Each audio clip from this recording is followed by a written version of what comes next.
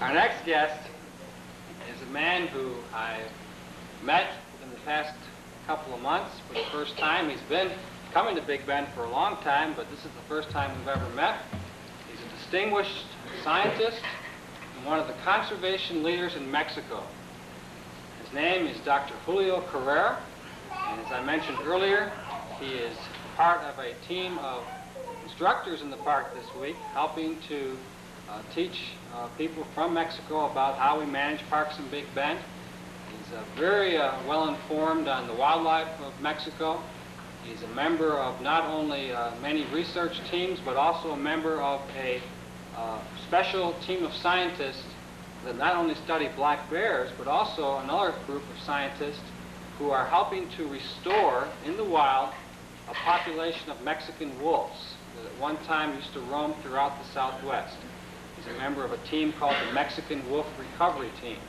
Tonight we're going to talk mainly about bears, and to do so, let me introduce to you Dr. Julio Carrera from Saltillo, Coahuila, Mexico.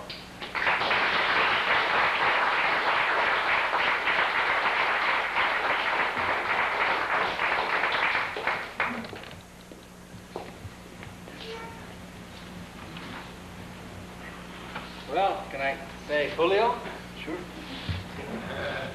Julio, how's your day going today? Well, not bad. Not bad? Bad, a little bit hot, but okay. When I asked you to be on the program tonight, did you know I was going to be videotaping it? No. No? Probably won't come out anyway. Well, we figured that we would videotape this program for the sake of those who might not get a chance to meet you, to learn.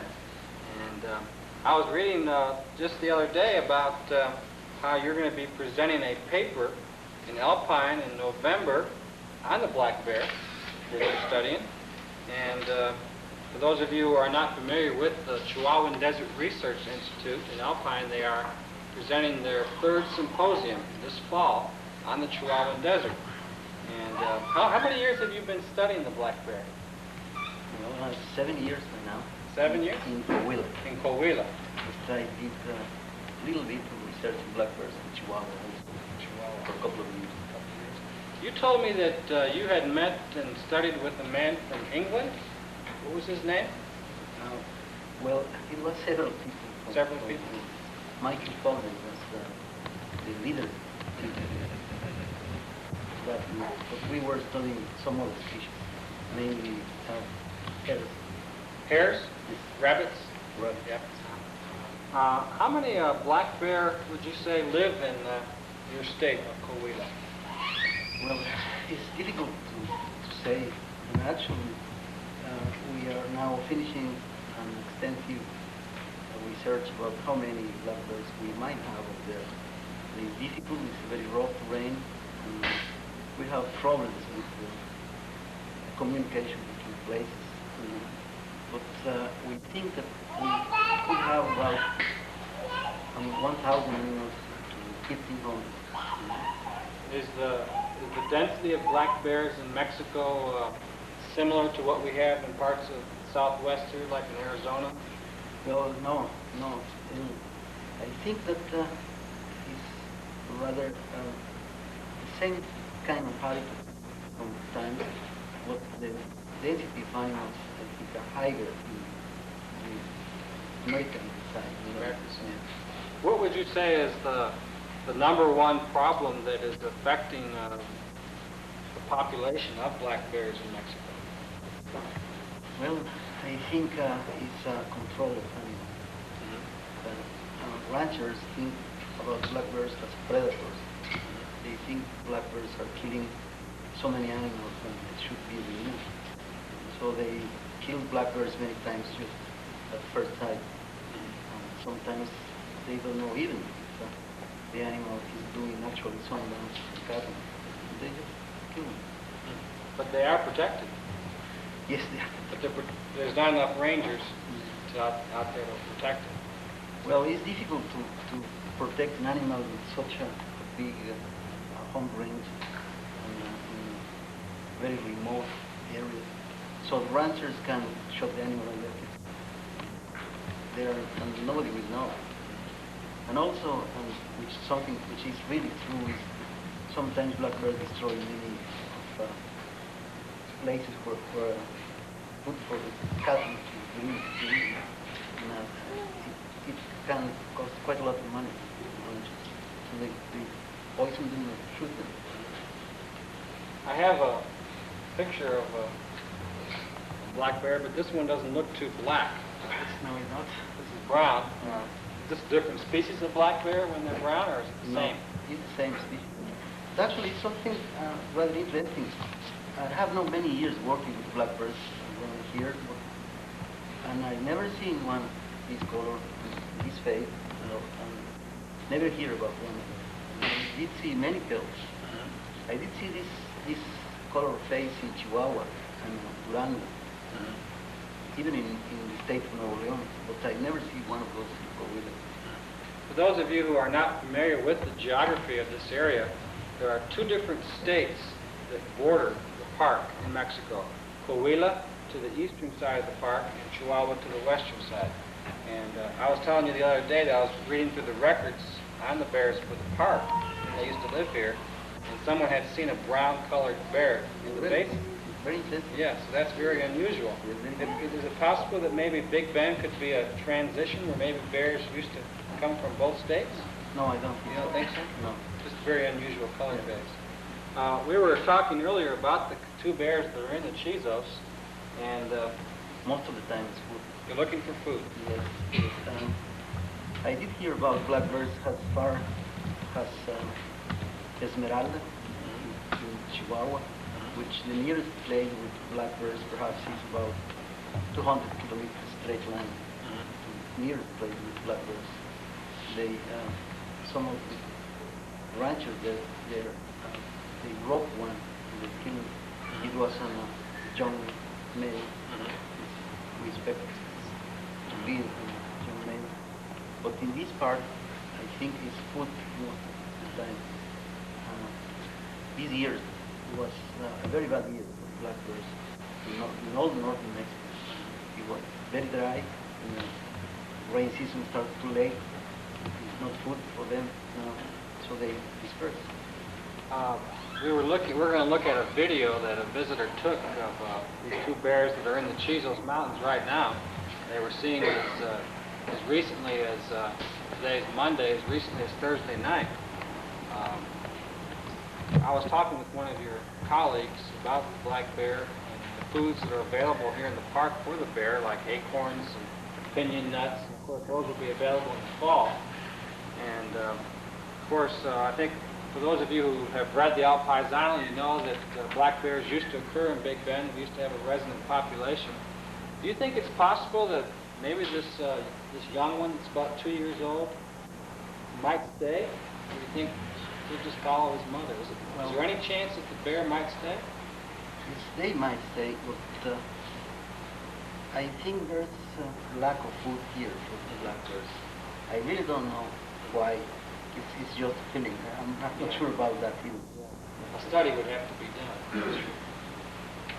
Why don't we look at this video that you can see on the monitor there, and why don't you kind of describe for us what we're looking at when it comes up.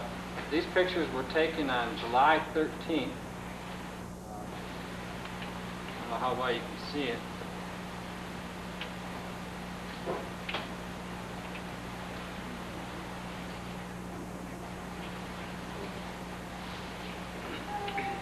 You can put the sound on this. The visitors that took this video, I talked to them, told me that maybe we ought to put the sound down so he can describe it. That they were surprised to see them.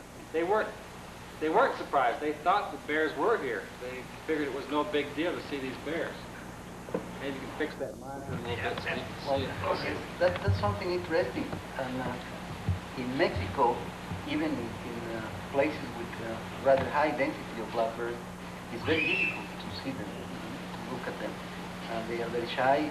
They run away at first sight of the smell of a human being. And it's difficult to look at the blackbirds just like here.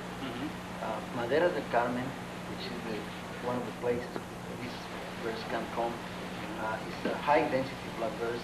It's perhaps the best mountain here to look at black bears, but even they're difficult to look at. So that's perhaps are so nervous, the animals, that can see the animals are not comfortable. You told me they look kind of skinny. They are very skinny. Very skinny. Very skinny. Are most bears in Mexico skinny at this time of year because of the lack of food, or? No. No? They normally should be fatter. Yeah. What are the main foods that bears would be looking for to eat at this time of year? Well, in this part of your country, I don't know. In our part of the country, this is starting time for some blackberries, and they are looking also for insects at this time of the year. We are looking quite a lot of insects, and everything they can eat by this time. Yeah. But especially two food items which are not the usual food for the bear. But in this time, because it was so dry, they tried to eat some lechuguilla. They start also eating some yuca. Well, the Latin name is yuca thompsoniana and sotol, which are rather poor food, but it's the food they use when there is nothing available. Do bears sometimes eat grass, things like that? Yes. Supposedly, at the beginning of when they left the den, springtime, they eat only grass. It's not only because, well, perhaps it's not nutritious, but it starts again the digestive tract, so they start moving again. They eat quite a lot of grass by that time. I have another photograph here for us to look at. This looks like a cub. How old would you say this cub is? No idea. No idea? What time of year? What time of year do the black bears around here emerge from their dens and start taking out their cubs? Well, that is one of our main questions. In my country, we think that we are too south for the black bear to truly hibernate. Hibernate. Yes. And, the research people from Arizona we are talking to, they think it's just the same. I'm not very sure. And supposedly they are in the den until perhaps February. And they left the den, but they are not actually active in the true sense. The physiology is so low that they are not eating naturally. They are moving around, but they are not eating at all. Perhaps they are not even drinking water. They are, physiologically, they are sleeping, they are walking. Is it dangerous for a person to go hiking knowing that there's bears up in the Chisos? No. No? No, I don't think so. What causes a bear to become dangerous? They are clever. They learn very quickly, and they learn when people do not harm them. Perhaps they cannot decide when or how they can or not, but they get used to that very easily. In Mexico, they are being hunted, they are being poisoned and whatever, so blackberries are difficult to see either. But as soon as you start, as in very few ranches in Mexico, you stop hunting and you stop control programs, blackbirds get used to people very quickly. And they have not any reason to be afraid of man. They are so strong, they are so well adapted. There is no reason to be afraid of anything. When the bears that we just saw the video of, when I saw those bears myself on that same day, I noticed that they weren't very much afraid of me. They looked at me and they walked up a hill, and then one went to the top of a rock and he looked down at me. He didn't growl, he didn't hiss, he just looked at me and then he went away. normal behavior for a bear to see it in the wild? Well, You think he was just curious, like he may not have ever seen a human before? perhaps, but as I told you, they get used to people quickly. So perhaps the first time they were running away from people. By now, they should start knowing that there's no harm. So they will be more curious about it. Perhaps it's reason. We'll be right back to finish up our program and talk some more to Julio after this final commercial. It's okay. Don't worry about that. That's just a monitor. Don't worry about that. It's only Rick.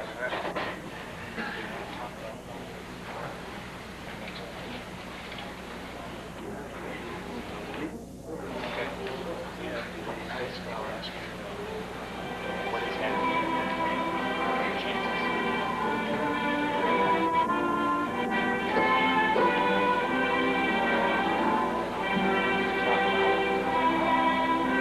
Your American outdoor. Talk about it. A truly special heritage for today's Americans. A legacy for all of tomorrow's generation. Your parks and public lands are the best. They deserve your best. Take care. Take pride. Take pride in America.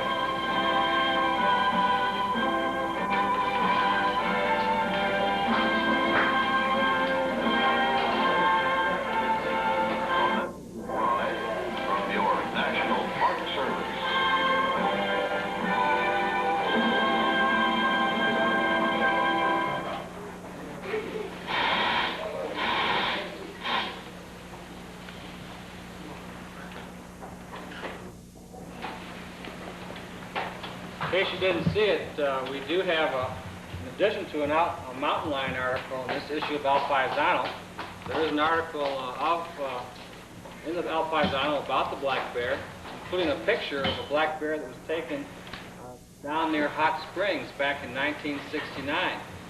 Bears have been seen in recent years near the Rio Grande, so we're pretty sure that these bears that come into Big Bend are coming from Mexico. Julio, before we finish the program and let the audience ask you a few questions, and for Tony as well, I'd like to change the subject a little bit to another topic that you and I have talked about before in the past, and that is something that some of you may have heard about. A news release came out just last week, I believe on the 20th of July, was sent out by the Park Service to all the media in this area concerning a visit by the governor of your state, who came here with a group of officials from Mexico City to discuss the possibility of a national park or some kind of protected park in Mexico where your black bears are living. Do you want to tell us a little bit about this park and what's going to happen over there? What do you think might happen? Well, sure, it's a very interesting idea. It is not a new idea. Quite a long time going on, but this is the first time that something is really happening. And, the first thing is that the governor of the state, Coahuila, is really interested in trying to protect the area, which is just in front of Big Bend National Park. And he invited the highest ranking officials in Mexico from the National Parks and Wildlife.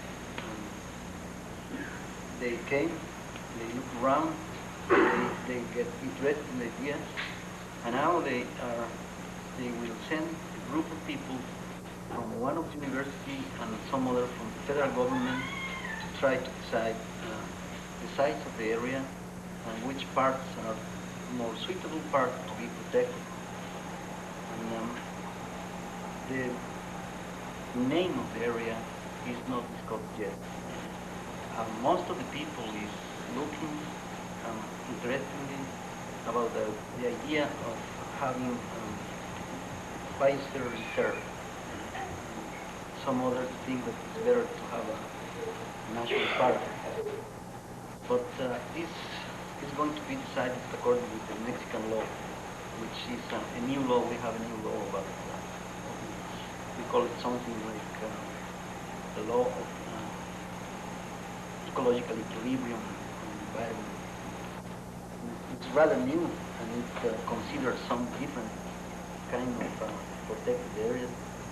But it's a very interesting idea, and I think that with the help of the people from the National Park Service and the officials from Mexico, I think that for the first time I am very optimistic with that idea. So this will be good protection for the bears, you think, too, in a Well, protected area. That's true. Okay. Especially if Sierra del Carmen is protected, you can ensure that. For those of you who are not familiar with the area that we're talking about, that large mountain range right across from Rio Grande Village near Boquillas Canyon is the area that for many years, since 1933, the United States has been talking with Mexico about for an international park area, similar to what we have in Glacier and Waterton parks up along the Canadian border. So you've been involved with bringing these people over here, and these people that are here with you this week, these people that are involved in parks in Mexico, or maybe? No, yes, all of them are involved in park management somehow. This course is designed that at least 80% of the participants belongs to the national park system in Mexico.